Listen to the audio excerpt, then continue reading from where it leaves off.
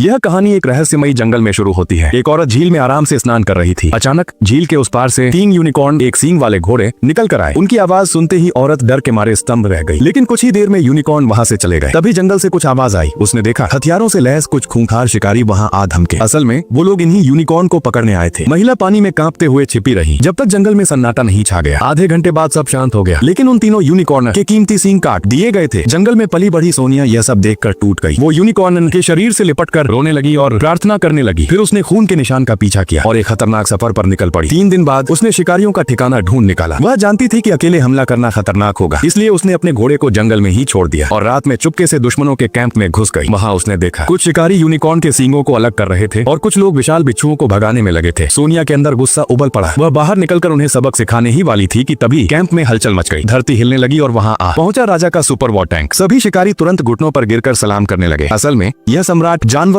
और इंसानों की लड़ाई का शौकीन था। वह इन शिकारियों से दुनिया भर के दुर्लभ जीव पकड़वाता था, फिर उनके जीन इंसानों में डालकर हाइब्रिड योद्धा बनवाता था। राजा का सबसे प्रिय योद्धा था शेर सर वाला रक्षक। सोनिया को यह सब देखकर बेहद घृणा हुई। वह नहीं चाहती थी कि जानवर किसी की मनोरंजन की चीज बने। रात के अंधेरे में वह चुपचाप कैद खाने में घुसी और बंद यूनिकॉर्न को आजाद करने लगी। लेकिन तभी पीछे से एक तेज तलवार उसकी गर्दन के पास आ रुकी। सामने थी सफेद बालों वाली जादूगरनी, जो देखने में कोमल लगती थी पर अंदर से बेहद ताकतवर थी, क्योंकि वो भी एक बीस्ट हाइब्रिड थी। दोनों के बीच भीषण लड़ाई छिड़ गई। चारों तरफ लोग इकट्ठा होकर देखने लगे। देखते हैं असली इंसान जीतेगा या संशोधित राक्षस। लेकिन तभी सोनिया का घोड़ा अचानक वहाँ आ गया और उसने मौका देखकर भागने की कोशिश की, मगर तभी शेरसर वाला रक्षक आया और एक ही मुक्के में सोनिया को उड़ा दिया। जब वह होश में आई तो खुद को लोहे की जंजीरों में जकड़ा पाया। शेर रक्षक उसके सामने खड़ा था, हाथ में लाल गरम लोहे की छड़ी लिए उसे पूछताछ करने लगा। पर सोनिया दर्द से नहीं डरी। राजा ने कहा, इस लड़की में तो खास हड्डियां हैं, इसे बीस्ट वॉरियर में बदलो। फिर उसे लोहे के पिंजरे में डालकर कैले की ओर भेज दिया गया। रास्ते में वह सोच भी नहीं सकती थी कि क्या होने वाला है। जब वह कैले पहुंची तो उसकी आंखें फटी रह गई। इतना भव्य महल उसने कभी नहीं देखा था, लेकिन उसके पास हैरान होने का वक्त नहीं था, क्योंकि सैनिक उसके प्यारे घोड़े को कोड़े मार रहे थे। सोनिया के अंदर का गुस्सा फट पड़ा। वह दहाड़ उठी और अपने बंधन तोड़कर सैनिकों पर टूट पड़ी। कुछ ही सेकंड में उसने कई सैनिकों को ढेर कर दिया। बाकी बचे लोगों ने उसे फिर से पकड़ लिया और एक बड़े गड्ढे में फेंक दिया। वहाँ उसे बताया गया, जो यहाँ आते हैं उन्हें जानवर बना दिया जाता है। वह जगह एक विशाल बीस्ट कन्वर्जन पेट थी, जिससे भागना असंभव था, क्योंकि ऊपर कई मीटर ऊंचे राक्षस पहरा देते थे। फिर भी सोनिया ने हार नहीं मानी। वह रात में चट्टानों पर चढ़ने लगी, पर जल्दी ही पकड़ी गई। अगले दिन लोहारों ने उसके लिए एक भारी स्टील आर्मर बनाया। वह नहीं चाहती थी उसे पहनना, लेकिन जिंदा रहने के लिए उसे पहनना पड़ा। फिर उसे ग्लैडिएटर एरिना में भेजा गया, जहाँ हजारों लोग उसकी लड़ाई देखने को उमड़ पड़े। राजा ने उसकी हिम्मत देखकर कहा, इस औरत में दम है, इसे असली योद्धा बना दो। जब तीरंदाजों ने उसकी साथी महिला योद्धा को मार गिराया तो सोनिया का गुस्सा विस्फोटक बन गया। वह चाकू उठाकर कई सैनिकों को मार गिराती है। राजा का गुस्सा नहीं हुआ, बल्कि तालियां बजाने लगा। रात को सोनिया को फिर पिंजरे में बंद कर दिया गया। अब वह राज्य की सबसे मशहूर महिला योद्धा बन चुकी थी और जल्द ही उसे एक सुपर राक्षस से भिड़ने के लिए मैदान में उतारा जाने वाला था।